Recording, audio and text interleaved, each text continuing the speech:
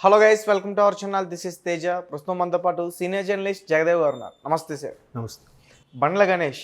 So ఇతనికి MP ticket వస్తుందంటారా Malkajgiri నుంచి? అతను ఆల్రెడీ తన ట్విట్టర్లో కొంతమందిని ట్యాగ్ చేసి కూడా పెట్టారు, ముఖ్యంగా రేవంత్ రెడ్డి గారిని, అలాగే బట్టి విక్రమార్క గారిని. సో ఏంటి అంటే ఆయన కాంగ్రెస్కి ఫేవర్గానే ఉన్నాడు. 2018 ఎన్నికల్లో కూడా ఆయన దాని గురించి మాట్లాడారు.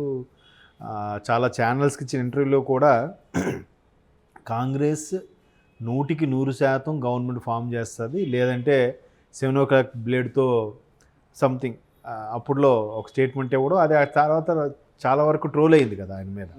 ఆ తర్వాత వచ్చిన సినిమా సర్లేవరు నీకెవరు సినిమాలో కూడా ఆయన ఒక గెస్ట్గా చేసినప్పుడు కూడా ఆ సినిమాలో మనం చూడొచ్చు. ఒరే యాకోబు అది లోపల పెట్టరా అంటాడు. ఏంటంటే దానివల్ల మనం చాలా బ్యాడ్ అయిపోయాం రా అని అంటాడు ఆయన ఒక సినిమా డైలాగ్ సరదాగా. అంటే అంత కాన్ఫిడెన్స్గా కాంగ్రెస్ని చాలా చక్కగా ప్రమోట్ చేసిన వ్యక్తుల్లో బండ్ల గణేష్ మొదటి వ్యక్తి అసలు.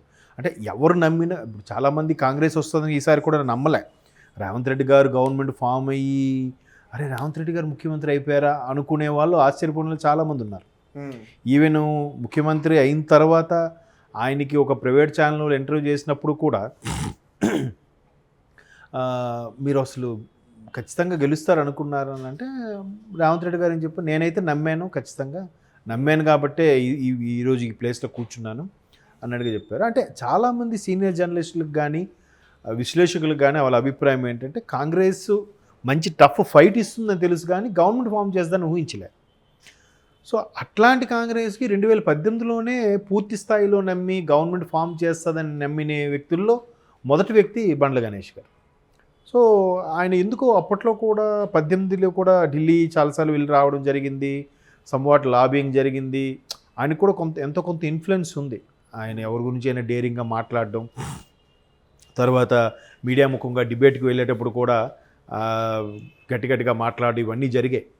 ఆయన ఈవెన్ రోజా గారితో కూడా డిబేట్లో లైవ్లో తిట్టుకోవడము కానీ, లేదంటే కొంతమంది కాంగ్రెస్కి వ్యతిరేకంగా మాట్లాడిన వాళ్ళ మీద దుయ్యబట్టడం, బండ్ల గణేష్ గారు చాలా వరకు ఫైట్ చేశారు.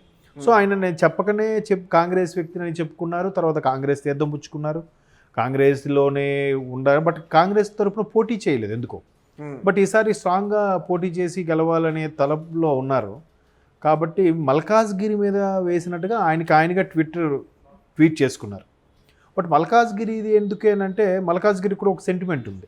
మల్కాజ్గిరి నుంచి ఎవరైతే ఎంపీ అవుతారో తర్వాత కాలంలో వాళ్ళు ముఖ్యమంత్రి పీఠం మీదకు వస్తారు, వాళ్ళ స్టార్ మారుతుంది, లేదా వాళ్ళకి ఇంకా అదృష్టం కలిసి వచ్చే సెంట్రల్ మినిస్టర్ అయినా అవ్వచ్చు, ముఖ్యమంత్రి అయినా అవ్వచ్చు, అలాంటి కొన్ని సెంటిమెంట్స్ ఉన్నాయి. సో రేవంత్ రెడ్డి గారు అలాగే అయ్యారు కదా మల్కాజ్గిరి ఎంపీ. ఇద్దరు ముగ్గురు అవుతే అనుకోవచ్చు కానీ అంటే ఒక్కరే కదా అయ్యింది. అంతకుముందు మల్లారెడ్డి గారు కూడా మల్కాజ్గిరి నుంచి ప్రాతినిధ్యం వహించారు కదా, తర్వాత ఆయన మంత్రి అయ్యారు కదా అసెంబ్లీకి వచ్చిన తర్వాత. సో అట్లాగా ఏవో 1-2 సెంటిమెంట్స్ ఉంటే మూడోది ఆటోమేటిక్గా అల్లేసుకుంటుంటారు, సహజం అది. సో ఈయన కూడా ఆ స్థానం మీద కొన్నేశారని అది ఇస్తే బాగుంటుంది అన్నట్టుగా ఈయన చెప్పకనే చెప్పారు ట్విట్టర్ ద్వారా. ముఖ్యమంత్రి రేవంత్ రెడ్డి గారికి కానీ అలాగే బట్టి విక్రమార్క గారికి కానీ లూప్ చేస్తూ మీ ఆశీర్వాదం నాకు కావాలని. బట్ ఆయన కాంగ్రెస్కి ఫేవర్గానే ఉన్నారు కదా మొదటి నుంచి కూడా. కాంగ్రెస్కి ఫేవర్గా ఉన్నాడు కదా, కాంగ్రెస్ని పూర్తి స్థాయిలో నమ్మారు కాబట్టి మేబీ ఆయన తర్వాత ఫర్దర్గా లాబింగ్ చేసుకుంటూ ఇప్పుడు అంతా కొత్త రక్తం వస్తుంది. సీనియర్స్ మ్యాక్సిమం అందరూ ఉన్నారు కానీ గౌరవప్రదంగా ఉన్నారు తప్ప వాళ్ళు ఎక్కువగా వార్తల్లో నిలబడట్లేదు. అవును. సో రేవంత్ రెడ్డి కూడా ఉన్న ముఖ్యమంత్రుల్లో వయసులో కొంచెం చిన్నవాడు కాబట్టి ఒక ఉడుకు రక్తం దిశగా వెళ్తున్నారు కాబట్టి ఆయన నిర్ణయాలు కూడా ఈసారి ఖచ్చితంగా ఈ 17 స్థానాలకి కనీసం 12 స్థానాలైనా కాంగ్రెస్ గెలుచుకునే స్థాయిలో ఉంటే రేవంత్ రెడ్డి గారికి కూడా మంచి ఇమేజ్ పెరుగుతుంది కదా సెంట్రల్లో.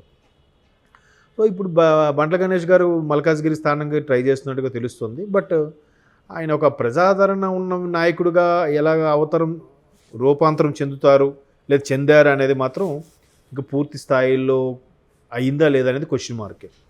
ఓకే. బట్ కాంగ్రెస్ అంటేనే నేషనల్ పార్టీ, పెద్ద పార్టీ కాబట్టి ఆల్రెడీ మల్కాజ్గిరి దేశంలోనే అతిపెద్ద నియోజకవర్గం. దానికి రకరకాల సెంటిమెంట్స్ కూడా ఉంటాయి కాంగ్రెస్ వాళ్ళకి. ఆ స్థానం నుండి పోటీ చేసే వాళ్ళు తర్వాత చక్రం తెప్పబోతున్నారని కానీ, లేదంటే ఆ స్థానం నుంచి పోటీ చేసేవాళ్ళు తర్వాత రాజ్యాలు ప్రభుత్వాలు వాళ్ళవే ఉంటాయనే సెంటిమెంట్స్ కొన్ని ఉంటాయి కదా, ఇంతకుముందు చెప్పుకున్నట్టుగా మల్లారెడ్డి గారు కానీ రేవంత్ రెడ్డి గారు కానీ. అలాంటి సెంటిమెంట్స్ ఉన్నప్పుడు మరి కాంగ్రెస్ ఆ స్థానం ఇస్తుందో ఇవ్వదో తెలియదు. లేదు ఆయనకి వేరే స్థానం నుంచి పోటీ చేసే ఛాన్సెస్ ఏమైనా ఇస్తారో లేదో చూడాలి. ఇప్పుడు ఆయనకు కూడా ఎంతో కొంత హింటు లేకపోతే, ఎంతో కొంత కాంగ్రెస్ నుంచి సపోర్ట్ లేకపోతే అంత ఓపెన్గా ట్వీట్ చేసి ముఖ్యమంత్రి గారిని ఉప ముఖ్యమంత్రి గారిని లైన్లో పెట్టరుగా. సో ఆయనకు సంబంధించిన కూడా లీడ్స్ ఏవో ఆయనకు ఉండుంటే దట్టు దాంతోపాటు మీ ఆశీర్వాదం కూడా కావాలి, నాకు ఈ టికెట్ కన్ఫర్మ్ చేసేయండి అన్నట్టుగానే ఆయన పెట్టారు. అంత ఊరికే ఆషామాషిగా తెలుగు తక్కువగా అయితే పెట్టరు కదా, ఏదో ఉండుంటుంది. మరి ఇంకా రాబోయే రోజుల్లో మ్యాటర్ బయటకు వస్తే రావాలి. మరి మోర్ ఓవర్ రేవంత్ రెడ్డి గారు కూడా బిజీగా అన్ని కార్యక్రమాలు, జాబ్ మేళకు సంబంధించి కానీ మిగతా కార్యక్రమాలు, మేడిగడ్డకి సంబంధించి గత ప్రభుత్వాన్ని ఎండగట్టడం కానీ అన్నీ హడావిడిగా ఉన్నారు కాబట్టి. అండ్ మోర్ ఓవర్ కేసీఆర్ గారు కూడా బ్యాక్ టు అసెంబ్లీ. సో ఇప్పుడు ఇంకా రసవత్రంగా ఉండబోతుందని అందరూ ఎక్స్పెక్ట్ చేస్తున్నారు కాబట్టి చూద్దాం మరి కాంగ్రెస్ అధిష్టానం ఏ నిర్ణయం తీసుకుంటుందో, రేవంత్ రెడ్డి గారి మధ్యలో ఏముందో. బట్ చాలామంది అనేది ఏంటంటే రేవంత్ రెడ్డి గారి డెసిషన్ ఈసారి బాగానే ఉంటుంది, అంటే బాగానే ఉంటుంది ఇన్ ద సెన్స్ ఆయన డెసిషన్ మీదే ఎక్కువ స్థానాలు. అక్కడ టికెట్ వస్తుంది అంటారు అసలు? అది చెప్పలే ఉంటున్నానండి, ఎందుకంటే ఆయన కోరుకుంటున్నట్టుగా ట్వీట్ చేశాడు కానీ నాకు అది కన్ఫర్మ్ అన్నట్టుగా ఎక్కడ ట్వీట్ లేదుగా. కాంగ్రెస్ అధిష్టానం నుంచి కూడా సమాచారం ఏం లేదు కదా, దాన్ని మనం ఎట్లా హౌ క్యాన్ వీ క్లారిఫై చేయాలి? గెలిచిన తర్వాత బండ్ల గణేష్ గారు ఎక్కువగా మీడియాతో కూడా మాట్లాడిన ఎక్కడ లేవు. అవును, బట్ ఎన్నికల పోటీ హడావుడికి సంబంధించి మాత్రం గాంధీ భవన్కి వెళ్ళి కూడా మాట్లాడారు కదా ఒకనొక సందర్భంలో. గాంధీ భవన్లో కూడా మాట్లాడారు. తర్వాత కాంగ్రెస్ గురించి ఫేవర్గానే మాట్లాడుతూ వచ్చారు. 2018లో ఆయన గవర్నమెంట్ వస్తుందని చాలా ఎక్స్పెక్ట్ చేశారు, రాకపోయినా ఆయన సొంతంగా ఎంత భంగపడినా కూడా కాంగ్రెస్ని విడిపోలే. ఆ తర్వాత కూడా డెసిషన్ మార్చుకొని బీఆర్ఎస్లోకో బీజేపీలోకో ఎక్కడికో వెళ్ళలేదు కదా. సో అదే కాంగ్రెస్ అనుకుని ఉన్నారు కాబట్టి, సో మేబీ కాంగ్రెస్తో ఇంకా ఎంత ఫేవర్గా ఉంటారనేది ఉన్నారు కాబట్టి ఆల్రెడీ అధిష్టానంలో కొంతమంది పెద్దలు ఆయనకైనా లీకులు ఇచ్చారేమో, ఈయన ట్రై చేస్తుంటే ఎవరైనా హెల్ప్ చేస్తామని చెప్పారేమో, లేకపోతే అంత ఓపెన్గా ఆయన పెట్టాడు కదా. లేదంటే ఇలా కూడా అయ్యుండొచ్చు. బాబు మా నుంచి అభ్యంతరం లేదు, బట్ ఇప్పుడు ముఖ్యమంత్రి రేవంత్ రెడ్డి గారు కాబట్టి పీసీసీ చీఫ్ ఆయన ఇంకా వేరే వారికి ఇవ్వలేదు కాబట్టి ఇప్పుడు ఆయన నిర్ణయం మేరకు జరుగుతుంది కాబట్టి వాళ్ళని ప్రసన్నం చేసుకుంటే ఆ సీట్ నీకని ఢిల్లీ పెద్దలు చెప్పారేమో.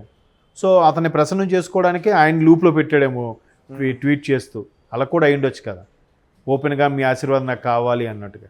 ఓకే, ఇలా చెప్పడం వల్ల రేపొద్దున ఇంకెవరు ట్రై చేసినా కూడా బాబు నేనే ట్రై చేస్తున్నానని ముందే చెప్పినట్టు చెప్పారు కదా. ఓకే, ఇంకెవరు పోటీలో ఉన్నా కూడా వాళ్ళని ఇండైరెక్ట్గా సైడ్ చేసినట్టే.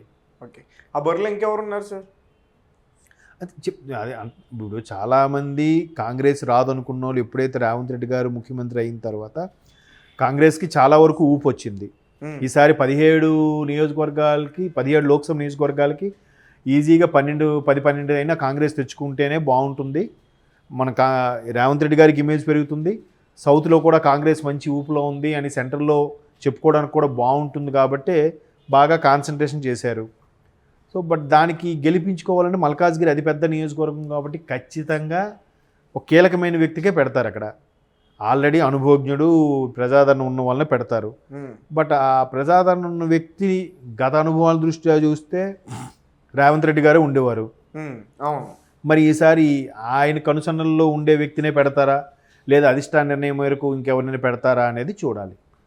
రకరకాల వార్తలు. ప్రజాదరణ బండ్ల గణేష్ గారికి ఉందా తెలంగాణలో? ఉందని అనుకుంటున్నాను నేను, ఎందుకంటే సినిమా నేపథ్యం ఉన్నది ఒకటి, నెక్స్ట్ ఆయన ఇక్కడ తెలంగాణ వ్యక్తి, తర్వాత ఆయన షాద్నగర్ అయినా షాద్నగర్ దగ్గర సంథింగ్ కాబట్టి ఆయన స్థానికుడు కాబట్టి, ఇక్కడ హైదరాబాద్ సిటీకి సంబంధించిన వరకు స్థానికుడు కాబట్టి ఆయనకు కూడా కొన్ని వ్యాపారాలు ఉన్నాయి, కాంగ్రెస్ తరఫున ఫేవర్గానే మాట్లాడాడు కాబట్టి ప్రజాదరణ సినిమా వాళ్ళకి, మీడియా కళారంగం సంబంధించిన వాళ్ళకి ఆటోమేటిక్గా ప్రజాదరణ ఉంటుంది. అందరూ రాష్ట్ర వ్యాప్తంగా అందరూ తెలిసిన వ్యక్తి కదా.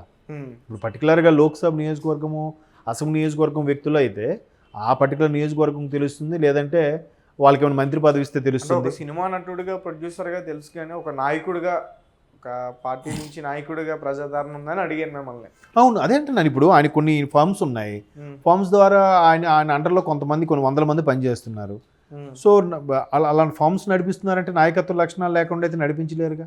Okay. అది కాకుండా ప్రొడ్యూస్ చేసిన సినిమాలు కూడా ఉన్నాయి. ఒక ప్రొడక్షన్ నడిపించాలంటే కనీసం 1000 మంది అని ఉంటారు. 1000 మందిని మొత్తం సెటిల్ చేసుకుని సినిమాలు గబ్బర్ సింగ్ లాంటి సూపర్ హిట్ సినిమాలు తీసేట వ్యక్తి అతను. మరి ఎంతో కొంత నాయకత్వ లక్షణాలు కానీ ప్రజల్లో కూడా ఎంతో కొంత ఆదరణ లేకుండా అయితే అవ్వదుగా.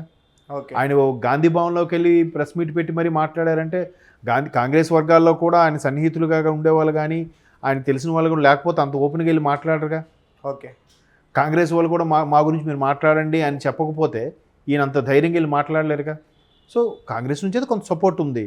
దాన్ని ఇప్పుడు మీరు అన్నట్టు ప్రజాదరణ ఉంది, ఇంకాస్త ప్రజలు గెలిపించుకునే ఆదరణగా మలుచుకుంటారో లేదని చూడాలి.